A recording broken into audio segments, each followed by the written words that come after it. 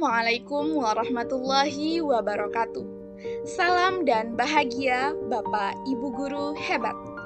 Kembali lagi bersama kami, mahasiswa PPG Prajabatan Universitas Hamzanwadi Angkatan 1 tahun 2022 pada mata kuliah Pemahaman Peserta Didik dan Pembelajarannya dengan dosen Ibu Dr. Sri Supiati MPDSI dan instruktur Ibu Husnudiana SPD.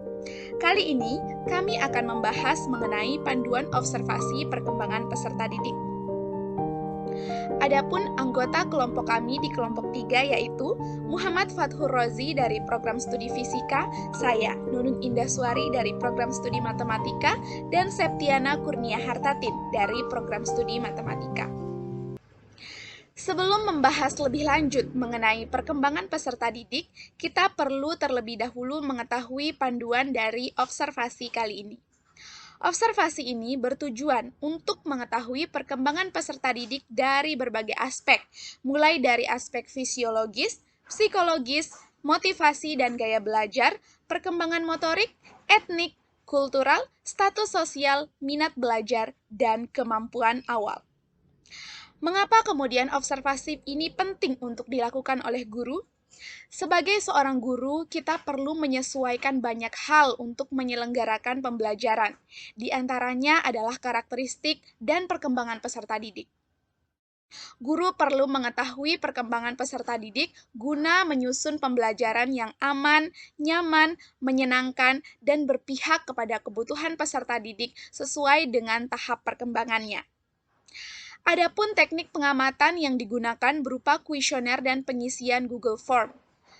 Kuesioner berisi pernyataan yang diisi oleh responden atau peserta didik dengan jawaban ya atau tidak. Sedangkan Google Form berbentuk pilihan ganda dan isian singkat.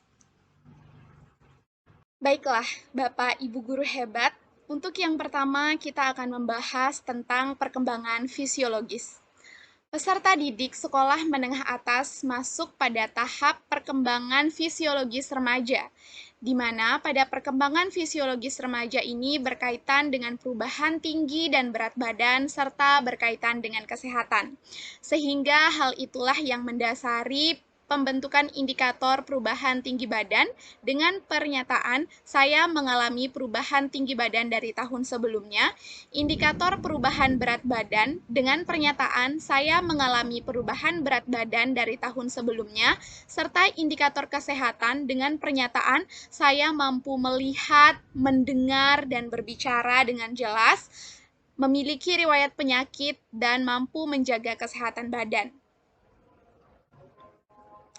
Berikutnya mengenai perkembangan psikologis yang meliputi 4 aspek, yaitu perkembangan kognitif, perkembangan emosi, perkembangan psikososial, dan perkembangan moral.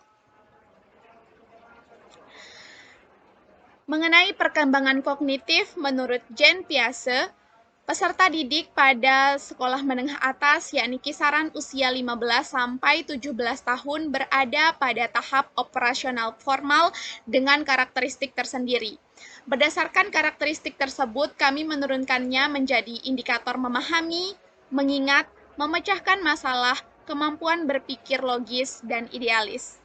Adapun pernyataan yang turun dari indikator yang telah disusun ialah saya dapat memahami materi pembelajaran yang diajarkan di kelas, dapat mengingat materi pembelajaran yang sudah diajarkan sebelumnya, dapat menerapkan materi pembelajaran yang diajarkan, dan mampu memecahkan masalah dari kasus yang diberikan.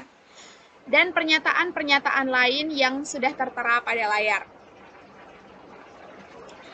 Berikutnya, mengenai perkembangan emosi. Suasana emosi positif atau menyenangkan dan juga suasana emosi yang negatif atau tidak menyenangkan membawa pengaruh pada cara kerja struktur otak yang juga akan berpengaruh kepada hasil belajar. Karenanya, berdasarkan perkembangan emosi ini, kami menurunkannya menjadi beberapa indikator, yaitu mengenai kesadaran diri, sikap asertif, kemandirian, penghargaan diri, dan kesadaran diri. Adapun pernyataan yang diturunkan dari indikator yang telah disusun ialah Saya mampu mengetahui kapan saya merasa senang dan merasa sedih, mampu bertindak sesuai dengan keinginan tanpa diarahkan oleh orang lain, berani mengajukan pertanyaan dan pendapat di depan umum, dan pernyataan-pernyataan yang lain sesuai yang telah ada di layar. Yang selanjutnya adalah perkembangan psikososial. Menurut Erik Erikson, perkembangan sosio-emosional peserta didik usia 15-17 tahun berada pada tahap identity and role confusion, dan karakter sosio-emosional menurut Bron van Brenner dipengaruhi oleh lingkungan. Karenanya, berdasarkan teori tersebut, kami menurunkannya ke dalam indikator aktif mengemukakan pendapat, karakter dipengaruhi oleh lingkungan, memiliki inisiatif untuk memecahkan masalah dan berani mengambil keputusan, memiliki tanggung jawab terhadap tugas, mulai mencari jati diri, mampu menentukan keinginan, mampu menentukan kehidupan masa depan, serta mulai mengeksplorasi berbagai jalan hidup untuk menentukan identitas diri. Adapun pernyataan yang kemudian turun dari indikator ialah saya berani mengemukakan pendapat saya di depan umum, saya mudah terpengaruh oleh lingkungan seperti mengikuti kebiasaan teman, saya berani mengambil keputusan dan berinisiatif untuk memecahkan suatu masalah, dan pernyataan-pernyataan yang lainnya yang sudah dapat dilihat di layar. Dan yang berikutnya adalah perkembangan moral. Menurut Colbert, tentang perkembangan moral, usia 15-17 tahun masuk pada level pasca konvensional yang meliputi 2 tahap, yaitu kontrak sosial legalitas dan etika universal. Di mana dari kedua tahap tersebut yang kami jadikan indikator dengan pernyataan, saya dapat mengikuti aturan sekolah dengan baik, seperti ketika bel masuk kelas berbunyi, saya langsung masuk kelas dan menggunakan seragam sesuai aturan. Saya tidak mengganggu teman saat proses pembelajaran. Saya menjalankan piket kelas sesuai jadwal yang telah disusun, mampu membantu teman yang kesusahan, dan pernyataan-pernyataan lain yang sudah dapat dilihat di layar. Selanjutnya itu motivasi belajar. Motivasi belajar adalah keseluruhan daya dan penggerak di dalam diri peserta didik yang menimbulkan kegiatan dan menjamin keberlangsungan belajar untuk mencapai tujuan pembelajaran. Ada 3 indikator yang kami ambil untuk melihat motivasi belajar. Yang pertama itu adanya hasrat dan keinginan berhasil. Contoh pertanyaannya itu, saya tidak cepat puas dengan hasil yang didapatkan. Yang kedua, adanya dorongan dan kebutuhan dalam belajar. Contoh pernyataannya itu, saya aktif bertanya kepada guru atau teman mengenai materi yang belum saya pahami. Dan yang ketiga itu adanya harapan dan cita-cita masa depan.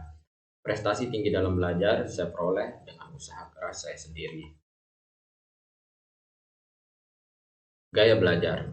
Gaya belajar adalah kombinasi dari bagaimana peserta didik menyerap pengetahuan dan bagaimana pengetahuan yang diperoleh, diatur, dan diproses. Ada 4 indikator yang kami ambil untuk melihat gaya belajar, yaitu yang pertama visual. Ini berkaitan dengan peserta didik lebih cepat belajar atau lebih cepat memahami suatu ketika dengan cara melihat. Yang kedua yaitu auditory, di mana gaya belajar yang lebih menekankan kepada pendengaran, atau peserta didik itu lebih cepat memahami sesuatu ketika melalui pendengaran. Yang ketiga itu kinestetik, berkaitan dengan gaya belajar yang lebih menekankan kepada gerak. Dan yang keempat itu reader and writer, itu lebih mudah memahami sesuatu dengan cara menulis lalu membaca ulang semua yang ditulisnya. Yang selanjutnya itu perkembangan motorik. Perkembangan motorik merupakan proses jalan dengan bertambahnya secara bertahap dan berkesinambungan. Ada 2 indikator yang kami lihat, itu kesadaran tubuh dan kesadaran tempo. Misal pada kesadaran tubuh, contohnya semua siswa dapat merasakan dampak dari olahraga yang dilakukan. Untuk kesadaran tempo, contohnya semua siswa melakukan pemanasan sesuai dengan hitungan. Selanjutnya itu tentang etnik. Dalam satu kelas terdapat kemungkinan peserta didik berasal dari etnik yang berbeda-beda sehingga guru perlu melakukan penyesuaian. Ada 2 indikator yang kami ambil untuk yang di etnik. Yang pertama itu bahasa dan suku. Pada indikator bahasa, item Pernyataannya adalah apa bahasa yang biasa digunakan untuk berkomunikasi di lingkungan tempat Anda tinggal. Yang kedua itu suku, apa suku yang ada pada diri Anda. Dan selanjutnya itu kultural. Kultural atau budaya yang ada di masyarakat terdiri dari kepercayaan, kesenian, adat istiadat, norma, dan kebiasaan yang beragam. Ada tiga indikator yang kami ambil yaitu kepercayaan, kesenian, adat, istiadat. Selanjutnya, status sosial. Karena peserta didik berasal dari berbagai status ekonomi dan sosial, sehingga pendidik dituntut untuk mampu bertindak adil dan tidak diskriminatif. Adapun indikatornya, yang pertama, tingkat pendapatan dengan pertanyaan, apa pekerjaan orang tuamu? Indikator yang kedua, tingkat pendidikan dengan pertanyaan, pendidikan terakhir ayah dan pendidikan terakhir ibu. Selanjutnya, capaian awal. Capaian awal ialah pengetahuan atau keterampilan yang lebih rendah dari apa yang akan dipelajari. Dengan indikator yang pertama, pengetahuan awal. Pernyataan, saya menguasai keterampilan yang diperlukan. Indikator yang kedua, mengetahui materi yang diajarkan dengan pernyataan, saya bersungguh-sungguh dalam kegiatan pembelajaran dan saya dapat menangkap materi pembelajaran yang disampaikan oleh guru. Selanjutnya, minat belajar. Minat belajar adalah dorongan dalam diri sendiri untuk melakukan sesuatu yang dapat membuatnya tertarik dan senang. Adapun indikatornya yang pertama, perasaan senang dengan pernyataan, saya merasa senang selama pembelajaran. Indikator yang kedua, ketertarikan untuk belajar dengan pernyataan, saya fokus selama pembelajaran. Selanjutnya, menunjuk perhatian saat belajar dengan pernyataan, saya memiliki keinginan untuk terlibat dan aktif dalam pembelajaran.